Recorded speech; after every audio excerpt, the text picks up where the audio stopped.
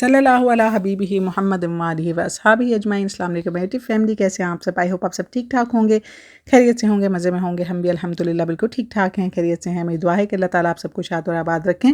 जहाँ आप कदम रखें अल्लाह आपके लिए खैर और आसानी का मामला फरमाए, आमीन सुम आमीन। शुरू करते हैं आज का व्लॉग। मैं किचन में आई थी और अभी मैं आटा गूंदने लगी थी। तो अभी मैं कल ना एक तरफ खान की वीडियो देख रही थी जिसमें लिखा हुआ था कि उन्होंने 2 मिनट में आटा गूंदे गर्मियों के मौसम में। तो जनाब 2 मिनट में किसी किस्म का भी आटा आप नहीं गूंद सकते। हाँ, अगर आप मशीन में गूंद रहे हैं तो वेल एंड गुड, उसमें आप 2 से 3 मिनट में आसानी से आटा गूंद सकते हैं, वो भी अगर आपके पास बिजली है तो। अदरवाइज़ जो तरीका उन्होंने बताया था, ये तरीका मेरे ससुराल में आम है। जबकि मेरी अम्मी जो है ना, वो तो बड़े आराम से बैठ के और अच्छी तरह आटा इतना गूंदती हैं कि वो मलाई की तरह नरम हो जाता है।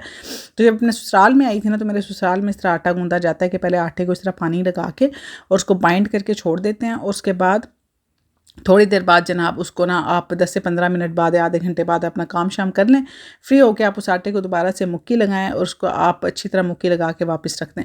इसमें बस इतना फ़ायदा हो जाता है कि कन्वीनियंट हो जाता है थोड़ा सा, आपको इतनी एफर्ट नहीं करनी पड़ती, मुक्कियाँ नहीं लगानी पड़ती। बिकॉज जब आप आटे को एक दफ़े में गूंदते हैं तो उसको बाइंड करना, उसके बाद अच्छी तरह उसको मुक्कियाँ लगाना, लम्प्स को ख़त्म करना, उसमें काफ़ी टाइम लग जाता है। जबकि इस तरह ये कन्वीनियंट हो जाता है कि मेरे जैसा बंदा जिसको मतलब पट्ठों का इशू है, या फिर जिस तरह मुझे कार्पल टनल सिंड्रोम का इशू है, मैं इतना ज़्यादा ज़ोर नहीं लगा सकती बाजू से, तो उस बंदे के लिए बड़ा इजी रहता है, कन्वीनियंट रहता है कि आप आटे को रखें। लेकिन टाइम उतना ही लग जाता है। ज़ाहिर है आपने एक दफ़ा आटे को बाइंड करना है, उसके बाद फिर आपने आटे को रखना है थोड़ी देर के लिए, और फिर उसके बाद आपने दोबारा आटे को मुक्की लगानी है। तो ये 2 मिनट का काम तो बिल्कुल भी नहीं होता, अच्छा खासा टाइम लग जाता है। अगर आपने एमरजेंसी में आटा गूंदना है तो फिर तो ये आप आटा इसको नहीं गूंद सकते, क्योंकि जब आप आटे को एक दफ़ा मुक्की लगा लेते हैं उसके बाद भी आपको आटे को थोड़ा सा रेस्ट देना होता है ताकि आटे में लचक पैदा हो, उसके बाद ही आप आटा वो ना रोटी बना सकते हैं।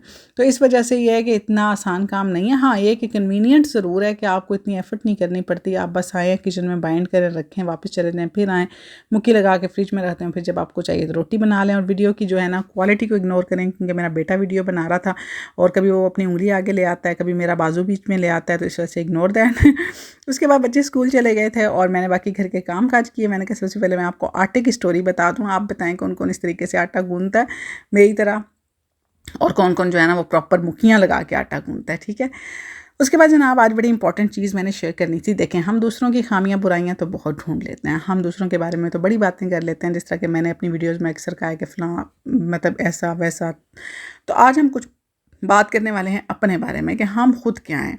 आज हमने बात करनी है हसद के बारे में। हसद दूसरे करते हैं, हमें पता है, हमें बड़ा जल्दी फील हो जाता है कि फ़लाँ बंदा जो है ना वो मुझसे जल रहा है, फ़लाँ बंदा जो है ना मुझसे हसद कर रहा है, फ़लाँ बंदे को खुशी नहीं हुई कि मुझे ये चीज़ मिली है, फ़लाँ बंदे का मुंह देखा था, उसके मुंह से पता चल गया था कि उसको बड़ी तकलीफ़ हुई है। लेकिन क्या हमने कभी खुद देखने की कोशिश की है कि हम खुद भी कहीं हसद में मुब्तला तो नहीं हैं? इसके लिए बहुत ज़्यादा ज़रूरी है कि आप ईमानदारी के साथ अपने दिल के अंदर झांक के देखें। अब ये नहीं फ़ौरन कह देना नहीं नहीं हमने तो कभी किसी के बारे में बुरा नहीं सोचा, नहीं हमने तो कभी ऐसा हुआ होगा ज़िंदगी में, कभी ना कभी ज़रूर होता है, क्योंकि अल्लाह ताला ने इंसान को फितरतन पैदा ही ऐसा किया है कि उसके अंदर खामियां भी मौजूद हैं और खूबियां भी मौजूद हैं। अगर इंसान बग़ैर खामियों के हो ना, तो फिर तो वो वली अल्लाह हो या फिर कोई फ़रिश्ता हो, ठीक है ना। अगर हम आम इंसान हैं तो हम इन सारी की सारी जो है ना हसद, बुग़्ज़, कीना, गुस्सा, अना, हम इन सारी चीज़ों से ज़िंदगी में कहीं ना कहीं कभी ना कभी गुज़रते ज़रूर हैं। कुछ लोग जो होते हैं वो इस पे काबू पा लेते हैं, कुछ जो है वो इसको अपनी ज़िंदगी का ख़ासा बना लेते हैं, और फिर वो कहते क्या हैं कि नहीं जी हमारी नेचर ही ऐसी है, नहीं नहीं हम तो बस जो मुंह पे होता है वो कह देते हैं, नहीं हमने तो कभी किसी के बारे में। ये जो चीज़ें होती हैं ना, ये फिर आप अपने उसको कहना जस्टिफाई करने के लिए फिर आप इस किस्म की बातें करना शुरू कर देते हैं। नहीं हमें बुरा नहीं लगा, लेकिन बस हम कह देते हैं मुँह पे, हमसे बस बर्दाश्त नहीं होता। तो ये भी उसी की निशानी है जो कि मैं आपको बताना चाह रही हूँ। अब बात यह है कि हसद जो है वो किसी को किसी के साथ भी हो सकता है। हसद एक भाई को भाई के साथ हो सकता है। इस तरह एक पहला बच्चा पैदा होता है, उसको इतनी इंपॉर्टेंस मिलती है, जब दूसरा आता है तो उसकी तवज्जो, उस माँ बाप की तवज्जो उसकी तरफ हो जाती है। तो पहला ऑटोमेटिकली आपने देखा होगा कि बाजू का जो बड़ा बच्चा होता है वो छोटे बच्चे को टीज़ कर रहा होता है, तंग कर रहा होता है। ये इसी चीज़ की निशानी होती है कि उसको ये फील होता है कि इसने मेरी जगह ले ली है। इसी तरह अगर कोई बच्चा माँ बाप से ज़्यादा क्लोज है तो दूसरे बच्चे ऑटोमेटिकली उससे थोड़ा सा फील करेंगे कि इससे क्यों इतना ज़्यादा प्यार करते हैं। इसी तरह अगर एक क्लास में स्टूडेंट्स हैं और एक स्टूडेंट टीचर के ज़्यादा करीब है तो बाकी सारे स्टूडेंट्स उससे फील करेंगे कि इसके अंदर कौन सी खूबी है। कोई अगर बच्चा फर्स्ट आ रहा है तो हम सोच रहे होते हैं कि हमने भी तो इतना पढ़ा था, इसके अंदर तो ऐसी कोई ख़ास बात नहीं, क्यों फर्स्ट आ गया। अगर किसी की शादी पहले हो गई है, इसकी शादी पहले क्यों हो गई। अगर किसी को कोई कामयाबी मिल गई है तो इसके अंदर ऐसी कौन सी ख़ास बात थी।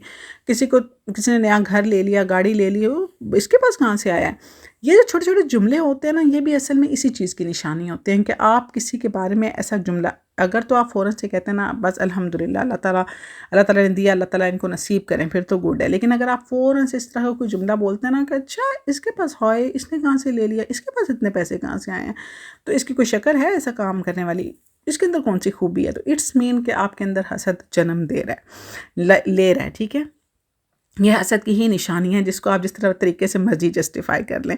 اگر کسی کی کامیابی آپ کو تکلیف دیتی ہے تو یہ حسد ہے. اگر کسی کی تعریف ہو رہی ہے اور آپ کو لگ رہا ہے کہ کیوں ہو رہی ہے بھئی، ہم بھی تو بیٹھے ہوئے ہیں، ہمیں کوئی کچھ نہیں کہہ رہا، یہ بھی حسد کی نشانی ہے.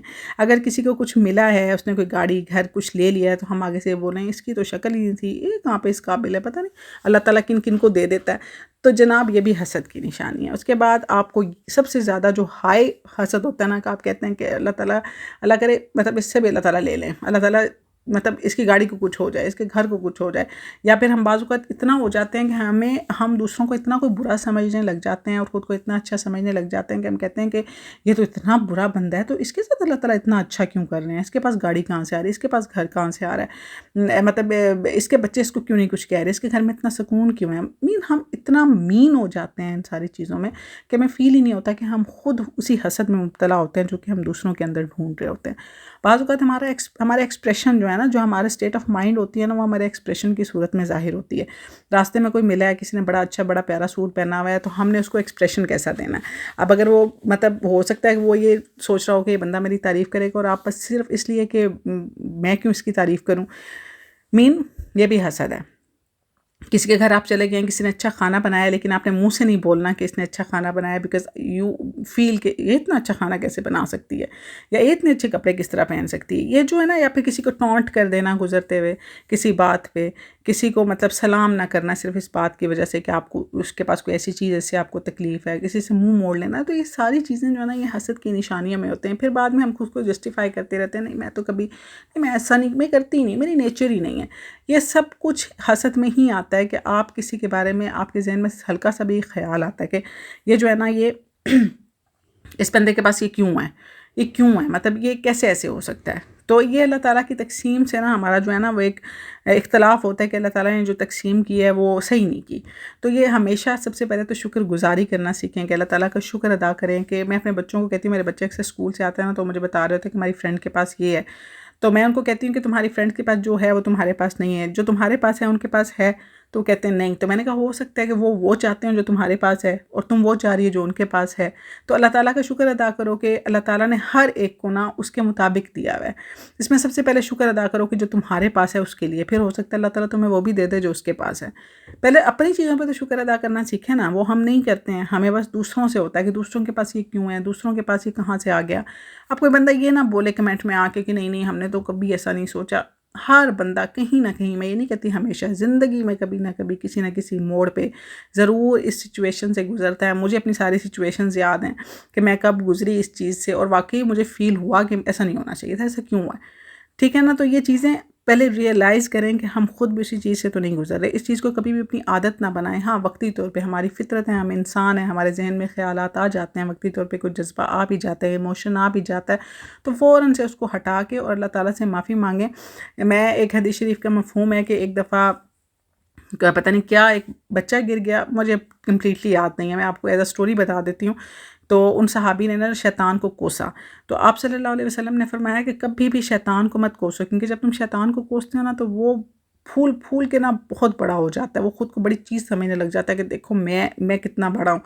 فوراً سے اللہ تعالیٰ کا شکر ادا کرو یا اللہ تعالیٰ سے معافی مانگو، تو اس سے شیطان جو ہے نا وہ بالکل چھوٹا سا ایک مکھی سے بھی چھوٹا ہو جاتا ہے کہ وہ سمجھتا ہے کہ میری تو اوقات ہی نہیں ہے. اس وجہ سے سب سے پہلے مطلب دل میں شیطان کو بڑا مت ہونے دیں. فوراً سے اللہ تعالیٰ سے معافی مانگے کہ اللہ مطلب غلطی ہو گئی، ہم نے یہ چیز ہمارے اندر آئی، ہمیں معاف کر دیں، ہم آپ کی رضا پہ راضی ہیں. اس کے بعد کبھی بھی اپنی چیزوں کو جسٹیفائی مت کریں، پہلے بھی میں نے بولا. اس کے بعد دعا کریں، فوراً سے اس بندے کو دعا دیں کہ اللہ اس کے پاس جو کچھ ہے اس کے پاس رہے، سلامت رہے، اللہ اس کو نصیب کرے، اور اللہ تعالیٰ ہمیں بھی ایسا عطا کر دے. ٹھیک ہے نا. یہ جو چیزیں ہوتی ہیں، چھوٹے چھوٹے گیسچرز ہوتے ہیں، یہ فوراً سے آپ نے اسی ٹائم کہتے ہیں نا اپنے اسی ٹائم شیطان کو جو ہے نا آپ نے ختم کرنا ہے اپنے اندر سے، اور اسی ٹائم آپ نے اللہ تعالیٰ کو یاد کرنا ہے، اللہ تعالیٰ سے معافی مانگنی ہے، اللہ تعالیٰ کو بولنا ہے کہ ٹھیک ہے میں مطلب جو کچھ بھی ہے میں اس پہ راضی ہوں، میرے پاس جو کچھ ہے وہ تیرا دیا ہوا ہے، اس کو بھی جو دیا ہے وہ تو نے دیا ہے، اور تو سب کو دے سکتا ہے، تو مجھے بھی وہ دے دے جو اس کے پاس ہے۔ تو ہمیشہ سب سے پہلے اپنے اندر جھانکنے کی کوشش کریں، کیونکہ بعض اوقات ہم خود ہی اتنے ٹاکسک ہوئے ہوتے ہیں کہ ہم دوسروں کو کیا کہیں ہم خود جو ہے نا خود کو جسٹیفائی کر رہے ہوتے ہیں کیا کہ نہیں دوسرا ہم سے حسد کرتا ہے، نہیں دوسرا ہم سے یہ کرتا ہے، دوسرے کو یہ مسئلہ ہے ہمارے ساتھ، جبکہ ہم خود بہت زیادہ مسئلوں کا شکار ہوتے ہیں۔ تو آج کا جو دن تھا، آج کی جو ویڈیو تھی، وہ اپنے اوپر سپینڈ کرنے کے لیے ضرور سوچیں اس بارے میں کہ آپ اور میں کہاں کھڑے ہیں، کہ ہم بھی اسی چیز سے تو نہیں گزر رہے۔ ویڈیو کو اینڈ کرنے کا ٹائم آ گیا ہے، چینل کو سبسکرائب ضرور کیا کریں، ویڈیو کو لائک کیا کریں، کیونکہ آپ کی اپریسیشن کی بہت زیادہ ضرورت ہوتی ہے۔ ویڈیو کو آگے بھی شیئر کر دیا کریں دوسروں کے ساتھ بھی، تاکہ ان کے بھی کام آئے، اور چینل کو سبسکرائب کریں۔ مجھے میری فیملی کو اپنی دعاؤں میں ضرور ضرور ضرور یاد رکھا کریں، کیونکہ آپ کی دعاؤں کی بہت زیادہ ضرورت ہے۔ اس کے علاوہ گرمی ہے، خود کو ہائیڈریٹ رکھیں، باہر کم سے کم نکلیں، گرمی پاکستان میں بہت بہت بہت زیادہ ہو رہی ہے، اپنا خاص خیال رکھیں، پرندوں کو پانی پلائیں کیونکہ صدقہ جاریہ ہے، اور یہ پرندے آپ کو دعائیں دیتے ہیں، اور ان کی دعائیں جو ہے نا وہ ہمارے بہت زیادہ کام آتی ہیں۔ تو اپنے چھتوں پہ، اپنے صحنوں میں پانی کا انتظام ضرور کریں ان کے لیے، تاکہ وہ بھی خوش ہوں اور آپ کو دعائیں دیں۔ بس اس کے ساتھ ہی ویڈیو کو اینڈ کرتے ہیں، اور بس کپڑے شپڑے میں نے اتار لیے ہیں، باقی کا کام بعد میں کریں گے۔ ملوں گی نیکسٹ ویڈیو میں، تب تک رکھیے گا اپنا ڈھیر سارا خیال، مجھے اور میری فیملی کو اپنی دعاؤں میں ضرور یاد رکھیے گا۔ اللہ حافظ، بائے بائے۔